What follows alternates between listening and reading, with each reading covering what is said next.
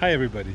Today I'm in beautiful Grindelwald in the Bernese Oberland in beautiful Switzerland, and my plan for today is to visit the Jungfraujoch, which is one of the highest peaks that you can actually visit here in Switzerland. And what makes it special is that you can go up with a train, and it's a glacier. We're going to check that out today.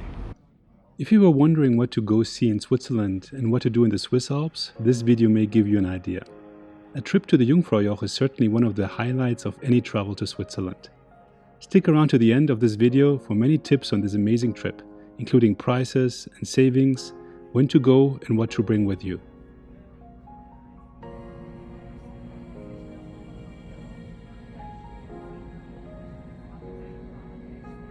The Jungfrau mountain is one of the most famous mountain peaks in Europe. With an elevation of 4,158 meters or 13,642 feet above sea level, it thrones high above the beautiful Lauterbrunnen Valley. The whole Jungfrau region in this part of the Swiss Alps gets its name from the majestic mountain in the Bernese Oberland. The Jungfrau sits next to the UNESCO-protected Aletsch Glacier and links the canton of Bern with the Valais canton.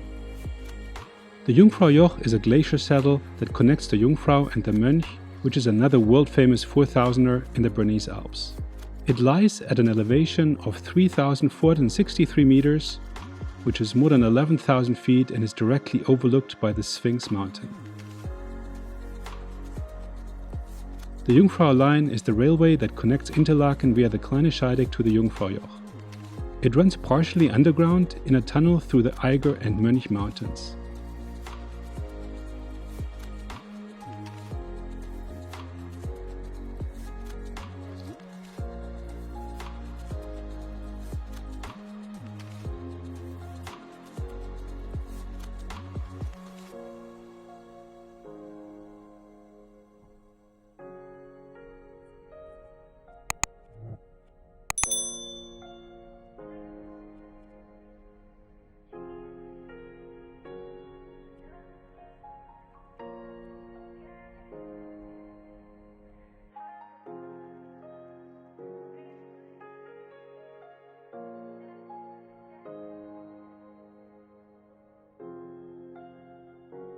The Jungfraujoch railway station, at an elevation of 3,454 meters or 11,332 feet, is the highest in Europe. It is world famous and also known as the top of Europe. About 1 million tourists travel to the Jungfraujoch every year, which makes it one of the most important and most visited travel destinations in Switzerland. The Jungfraujoch has already been accessible to tourists since 1912. Adolf Geyer-Zeller first thought of the idea of a tunnel in 1893, and the building of the tunnel started only 3 years later, in 1896. It took 16 years to complete, with many construction problems, monetary shortages, inclement weather, and several deaths due to construction accidents. The worst accident occurred in 1908 when 30 tons of dynamite accidentally exploded. When construction finally finished, the railway reached only to the height of the Jungfraujoch saddle, rather than the summit of the Sphinx, and an elevator helps to cover the remaining distance now. The train into the mountain leaves from Kleine Scheidegg, which can be reached via trains from Grindelwald and Lauterbrunnen. The train enters the tunnel running eastward through the Eiger shortly after leaving Kleine Scheidegg.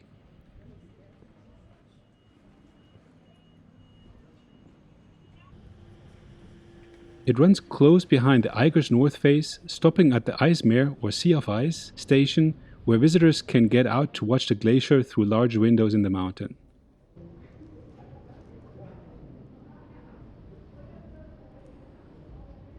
The terminus of the Jungfrau Railway connects directly to the Sphinx Observatory via a short tunnel and Switzerland's fastest elevator.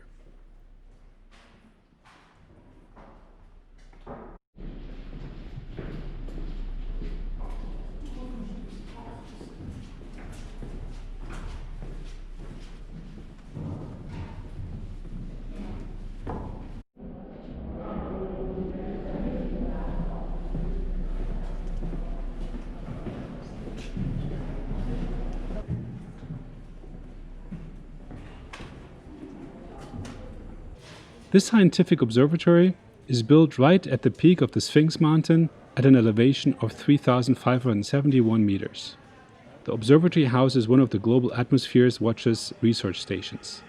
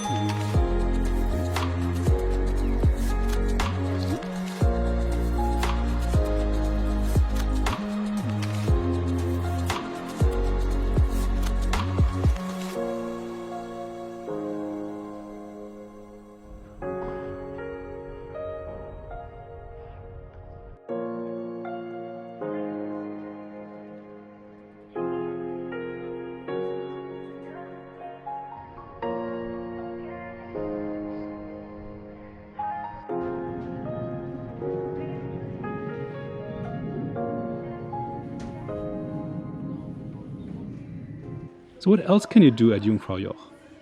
Apart from the viewing platform and the Sphinx Observatory, I'd recommend to visit the Ice Palace, an exhibition of colorfully lit ice sculptures inside the glacier.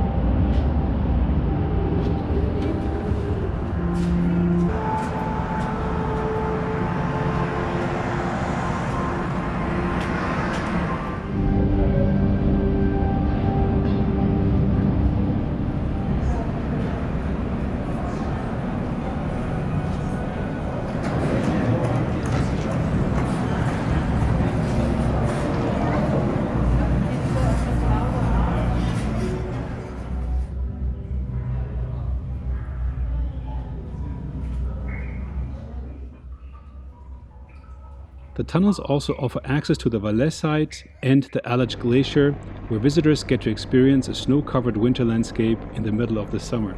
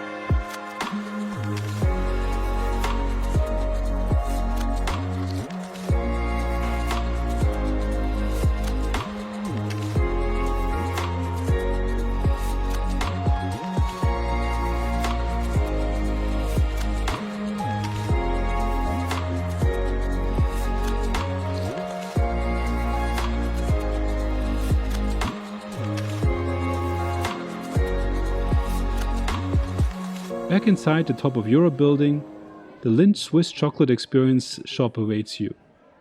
Here you can put together your own mix of delicious Swiss chocolates. If you are a chocolate fan like me, you don't want to miss this one.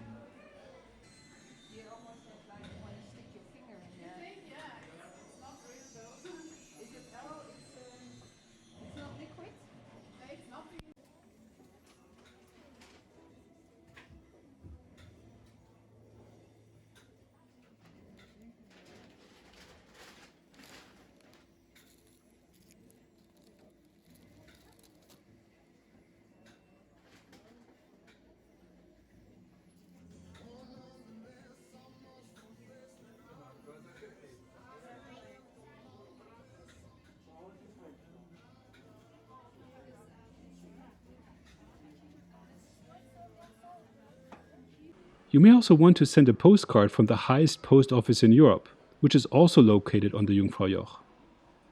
It even has its own postal code, 3801. And the Jungfraujoch boasts another record. It houses Europe's highest radio relay station, but this one is unfortunately not accessible to the public.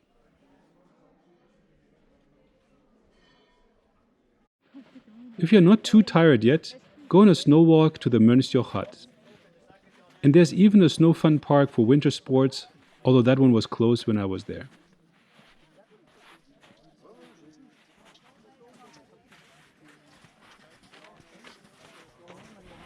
A secured snow path just above the glacier is prepared for walkers in the summer and leads from the Jungfraujoch to the Mönchsjoch hut. The normal route to the Jungfrau and Mönch starts from there.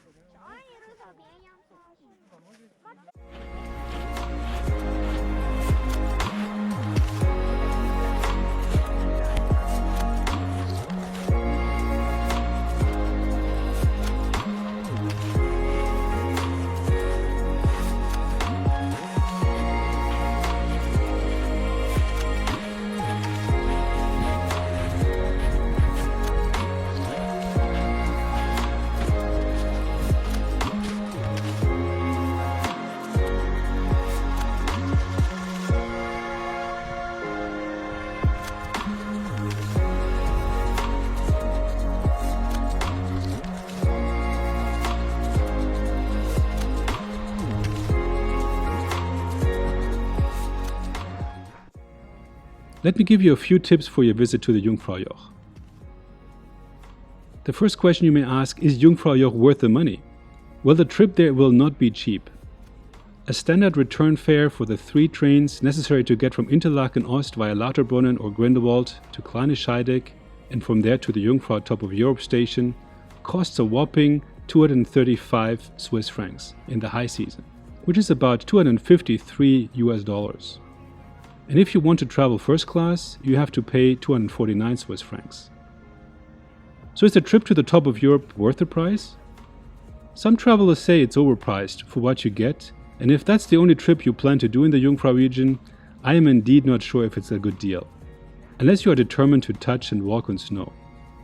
My recommendation would be to spend a few days in the region, either staying in Interlaken or directly in Lauterbrunnen, Wengen, Mürren or Grindelwald. And by the way, also check out my videos on these beautiful Swiss villages linked below.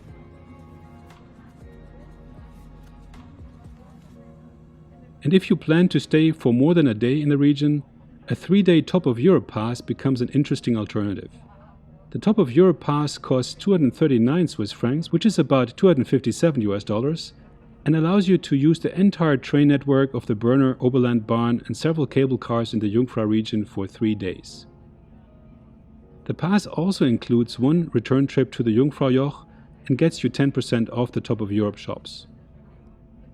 If you have the Swiss half-fare card, you can get the pass for 149 Swiss francs or $160. So, is a visit to the Jungfraujoch worth it? If you want to see spectacular alpine views, walk in and on a huge glacier, and experience snow in summer, then I definitely say go for it. But do get the 3-day pass to make it part of a more extended program, as there is so much more to see in the Jungfrau region. When should you go to visit the Jungfraujoch? The best time is in the summer, between the months of May and September. That's when you will most likely get the best weather. And what's the best time of the day to go? Well, my recommendation would be to take the first train in the morning when there may not yet be as many people going up. But check the weather forecast and webcam on www.jungfrau.ch beforehand, as it's frankly not worth taking the long trip if the mountain is covered in clouds. Do reserve your seat online if you want to have the peace of mind to get a seat in the train. I didn't, and I still got a nice and comfortable seat. How long does it take to go up to the Jungfraujoch? Well, that depends on where you start your journey, but it can be up to 1.5 hours, and it's good to know that the last 45 minutes take place in a dark tunnel inside the Eiger mountain. While they do show some video clips on the Jungfraujoch during the trip, you may also want to bring a good book. Once you are up there, calculate on spending at least a couple of hours there. The exhibitions, terraces, viewpoints, shops and restaurants are all worth seeing. Also note that there is no overnight accommodation for visitors at the Jungfraujoch itself, and the tunnels are locked at night.